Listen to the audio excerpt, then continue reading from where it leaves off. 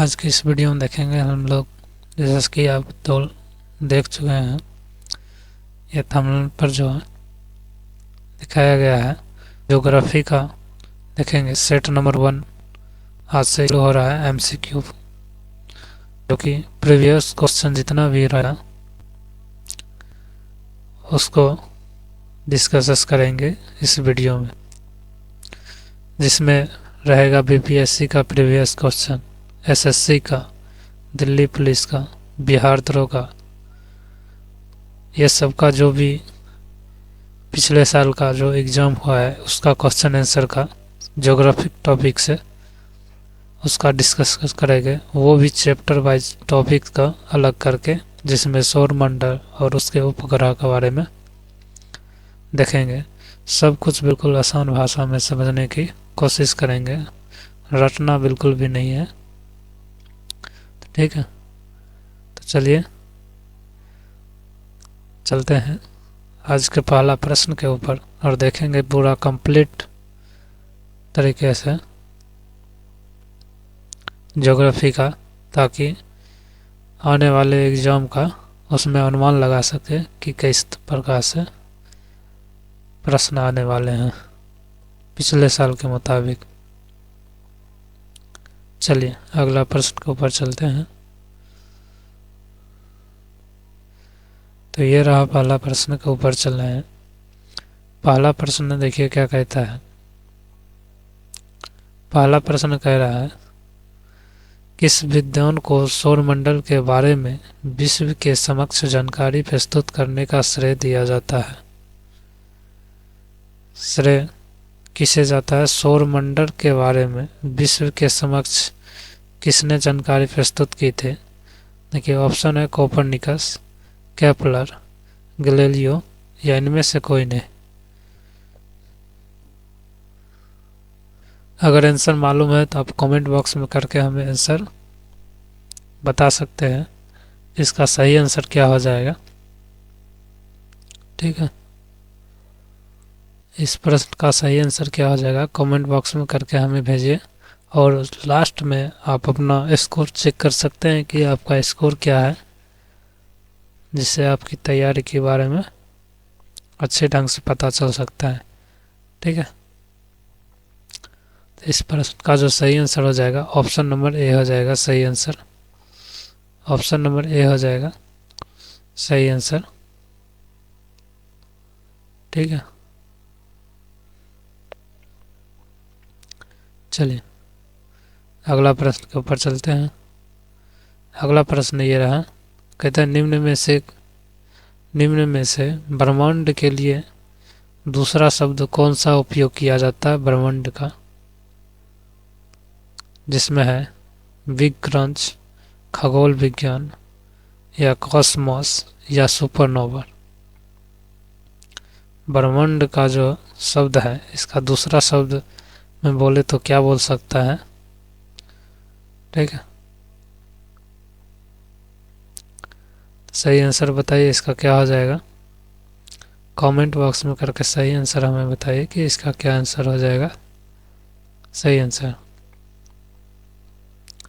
तो देखिए इसका सही आंसर जो हो जाएगा ऑप्शन नंबर सी हो जाएगा सही आंसर, कॉस्मोस कहा जाता है।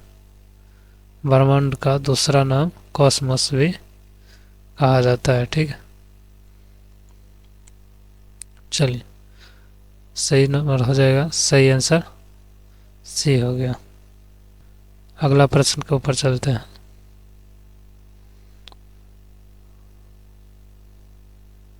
अगला प्रश्न है, कहता निम्नलिखित में से किसने ब्रह्मांड के विस्तार की अवधारणा की खोज की थी, ठीक है। ऑप्शन है देखिए एडविन हबल या कार्ल एडवर्ड सागन या चार्ल्स मेसियर या टाइको ब्राह्मे। क्या कहता है ब्रह्मांड के विस्तार की अवधारणा खोज किसने की थी, कि ब्रह्मांड जो है विस्तार हो रहा है उसका, इसके बारे में कौन बताया था। तो सही आंसर बताइए, इसका सही आंसर जो हो जाएगा ऑप्शन नंबर ए हो जाएगा सही आंसर, ऑप्शन नंबर ए हो जाएगा। ठीक है, एडविन हवल ने बताया था कि ब्रह्मांड का विस्तार हो रहा है। ठीक है, ऑप्शन नंबर ए सही आंसर हो जाएगा। चलिए अगला प्रश्न देख सकते हैं। ठीक है, अगला प्रश्न देखिए, सौरमंडल के निर्माण यानी फॉर्मेशन और निरूपण यानी इवोल्यूशन की व्याख्या करने के लिए सर्वप्रथम व्यापक रूप से स्वीकृति मॉडल कौन सा था, कौन सा है, सॉरी, कौन सा मॉडल स्वीकृति है अभी, मतलब सौरमंडल का निर्माण और निरूपण के बारे में कौन सा मॉडल अभी सर्वप्रथम व्यापक रूप से स्वीकृति है। तो 4 मॉडल दिया गया है, क्लाउड परिकल्पना, गैसीय परिकल्पना, निहारिका परिक्रमा या सौर परिकल्पना। सही आंसर क्या आ जाएगा इसका, सही आंसर बताइए क्या हो जाएगा। ठीक है, देखिए ये सारा प्रश्न एनसीईआरटी बेसिक्स का पूछा गया है। अगर एनसीईआरटी का आप पूरा बेसिक जानकारी रखे हुए हैं तो फिर कोई दिक्कत नहीं होगा इस सब प्रश्न करने में। इसका सही आंसर क्या हो जाएगा, ऑप्शन नंबर सी हो जाएगा सही आंसर। ठीक है, ऑप्शन नंबर सी सही आंसर हो जाएगा, निहारिका। चलिए अगला प्रश्न के ऊपर चलते हैं। अगला प्रश्न है, किसने अपने नए आविष्कृत दूरबीन से 1610 के आरंभ में पता लगाया कि बृहस्पति के 4 उपग्रह यानी चंद्रमा है। किसने अपने दूरबीन का आविष्कार करके 1610 में बृहस्पति का उपग्रह का खोज किया था। ऑप्शन देखिए है, साइमन मरियस, टाइको बाहे, गैलीलियो गैलीली या जोहान्स केपलर। सही आंसर बताइए क्या हो जाएगा, दूरबीन की खोज सर्वप्रथम किसने किया था, यह भी प्रश्न इसी में है। दूरबीन का जो आविष्कार है सर्वप्रथम कौन किया था, तो सही आंसर हो जाएगा ऑप्शन नंबर सी हो जाएगा, गैलीलियो ने ही किया था दूरबीन का आविष्कार। सर्वप्रथम इसने ही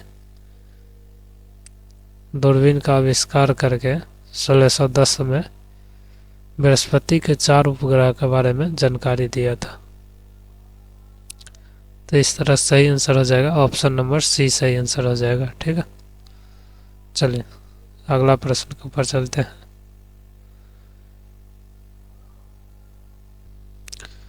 अगला प्रश्न देखिए यह है, कहता है किसने सबसे पहले 1955 में यानी 1955 ईस्वी में शनि के छल्लों का ग्रह के चारों ओर उपस्थित एक डिस्क के रूप में सटीक वर्णन किया था। किसने यह वर्णन किया था, तो ऑप्शन देखिए गया, शनि कहता है छल्लों की तरह, मतलब इसका क्या हो गया कि यह शनि ग्रह है और उसके चारों तरफ छोटे छोटे उपग्रह जो है बहुत सारे वो घूम रहे हैं। जैसे देखिएगा तो पृथ्वी का जो अभी एक उपग्रह चंद्रमा मात्र है, उसी तरह शनि का भी उपग्रह बहुत सारा है, एक नहीं है, एक से अनेक बहुत सारा है। और माना जाता है सौरमंडल में सबसे ज़्यादा जो उपग्रह किसके पास है, तो शनि के पास ही ऐसे ऐसे घूम रहे इस तरीक़ा से। और इसी का जो पता लगाया था, इसी का जो पता लगाया था सबसे पहले सटीक रूप से जो वर्णन किया था 1655 में, क्यों कौन था। ऑप्शन देखिए है, हिदेकी युकावा या क्रिस्टियन ह्यूजेंस या गैलीलियो गैलिन या जॉन जियो वन्नी कैसिनी। सही आंसर बताइए इसका क्या हो जाएगा। ठीक है,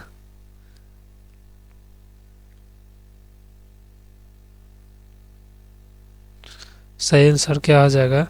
तो सही आंसर इसका जो हो जाएगा ऑप्शन नंबर बी हो जाएगा सही आंसर।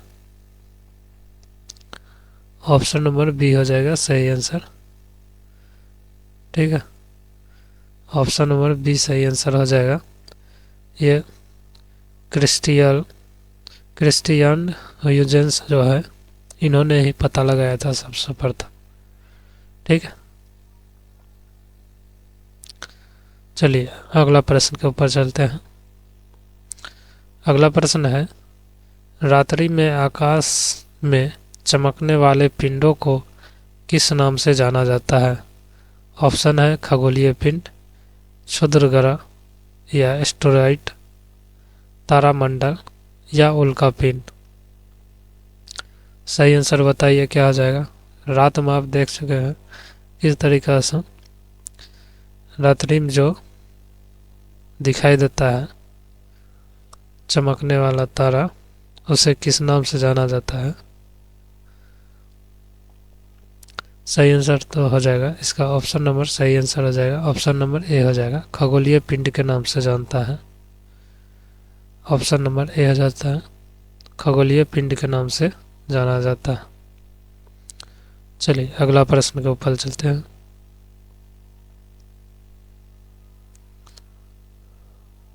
अगला प्रश्न है ये, देखिए अगला प्रश्न कहता है बिग बैंग सिद्धांत की उत्पत्ति का वर्णन करता है कौन? बिग बैंग जो सिद्धांत है उसका उत्पत्ति का वर्णन करता है कौन करता है?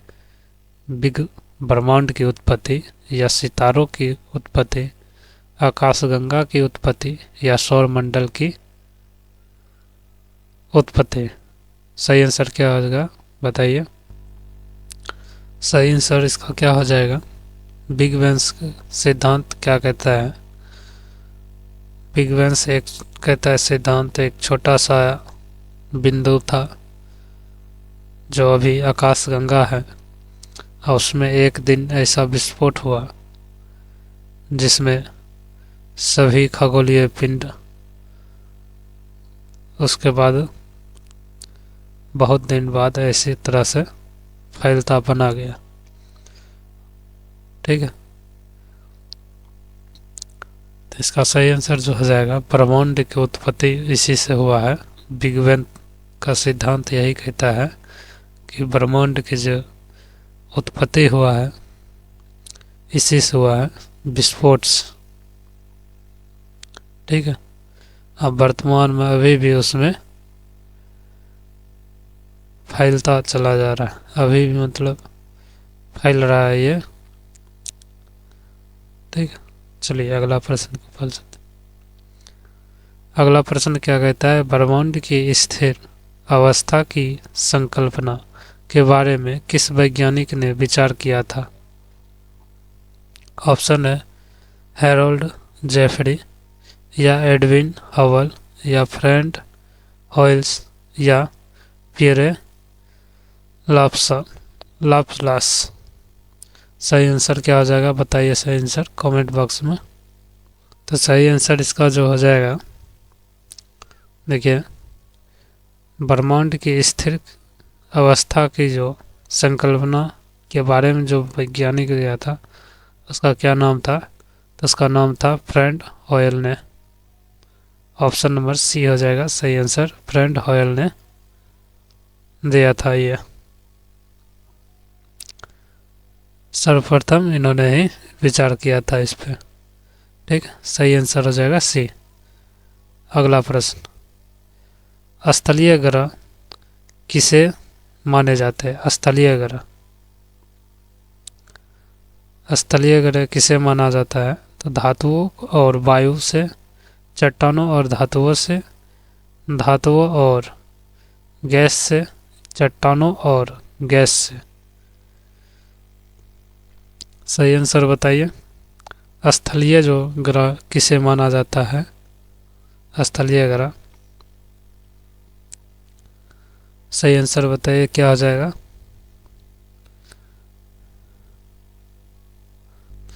इसका सही आंसर जो हो जाएगा, सही आंसर हो जाएगा बी हो जाएगा सही आंसर। सही आंसर बी, सही आंसर हो जाएगा बी हो जाएगा।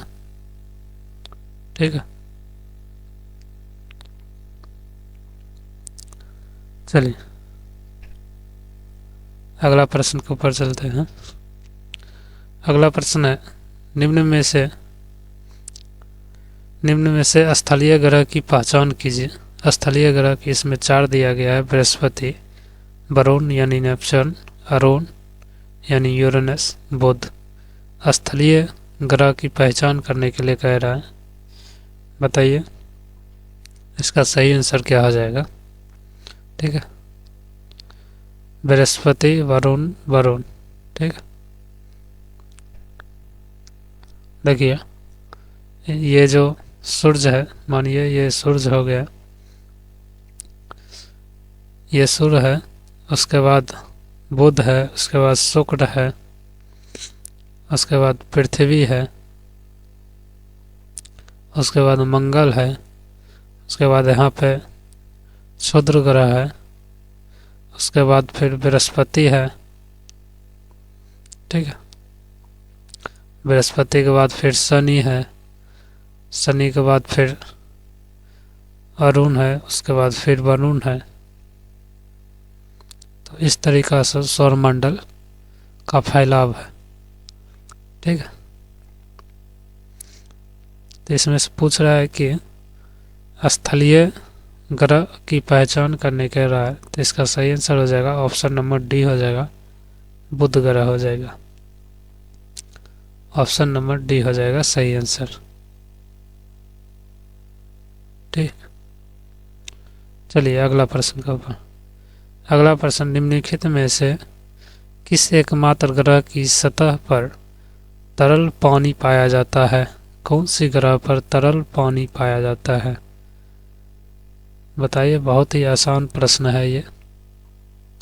ऑप्शन है पृथ्वी, शुक्र, मंगल, शनि। सही आंसर बताइए। तरल पानी पाया जाता है। ठीक है, तो देखिए ये तरल कुछ नहीं है। ठीक है, साफ मानिए कि पानी पाया जाता है कि कौन सी ग्रह पर पानी पाया जाता है, तो एकमात्र वो ग्रह है जो कि पृथ्वी है। ठीक है, पृथ्वी है एकमात्र ग्रह जहाँ पे पानी पाया जाता है और जीवन संभव है। ऑप्शन नंबर ए हो जाएगा सही आंसर। चलिए अगला प्रश्न, कौन सी विकिरण पेटियां पृथ्वी के चारों ओर चुंबकीय और रूप से फंसे अत्यधिक ऊर्जावान आवेशित कणों के विशाल स्वत है। ऑप्शन है वैन एलन, कूपर या अरोरा या चिनूक। इसका सही आंसर क्या हो जाएगा, सही आंसर बताइए। सही आंसर बताइए इसका क्या हो जाएगा। तो इसका सही आंसर जो हो जाएगा ऑप्शन नंबर ए हो जाएगा सही आंसर, वैन एलन हो जाएगा। ठीक है, ऑप्शन नंबर ए हो जाएगा सही आंसर। ऑप्शन नंबर ए हो जाएगा सही आंसर। ठीक है, अगला प्रश्न देखिए। सबसे प्रसिद्ध नक्षत्रों में से एक जिसे हम गर्मी के समय में रात के शुरुआती भाग में देख सकते हैं को क्या कहते हैं। क्या कहता है, गर्मी के समय में रात के शुरुआती भाग में, यानी जब रात होता है उस समय होने को होता है, उस समय जब देखा जाता है तो उस ग्रह को क्या कहता है, कैसियोपिया या ओरियन या उर्सा माइनर या उर्सा मेजर या सप्तऋषि, क्या कहा जाता है, सही बताइए आंसर। तो रात के समय में जब भी आप छत पर आप सोइएगा गर्मी के समय में, तो आप देखिएगा कि जो तारा दिखाई देगा, ठीक है, एक ऐसे, एक ऐसे, एक ऐसे, इस तरीक़ा से दिखाई देगा। उसके बाद फिर ऐसे दिखाई देगा, ठीक है, इस तरीक़ा से दिखाई देगा तारा। तो ये कौन सा तारा है आप गिन सकते हैं, 3 और 4 इधर, ठीक है, 4 3 7, यानी यह जो बात कर रहा है ये सप्तऋषि के बारे में बात कर रहा है, ऊर्जा मेजर की बात कर रहा है। ऑप्शन नंबर डी हो जाएगा सही आंसर। रात के समय आप गर्मी के समय में देखिएगा तो आप इस तरीक़ा से, ठीक इसी प्रकार से बना हुआ रहता है। एक साइड 3 और 4 एक साइड हो, ठीक है, लाइन से रहेगा, 3 लाइन से रहेगा, 3 तारा लाइन से रहेगा और 4 स्क्वायर में बना हुआ रहता है, ठीक है। आसमान में आपको देखने को मिल जाएगा इस तरीक़ा से, ठीक है। चलिए अगला प्रश्न के ऊपर चलते हैं। अगला प्रश्न है, निम्न में से किस अवधि में, ठीक है,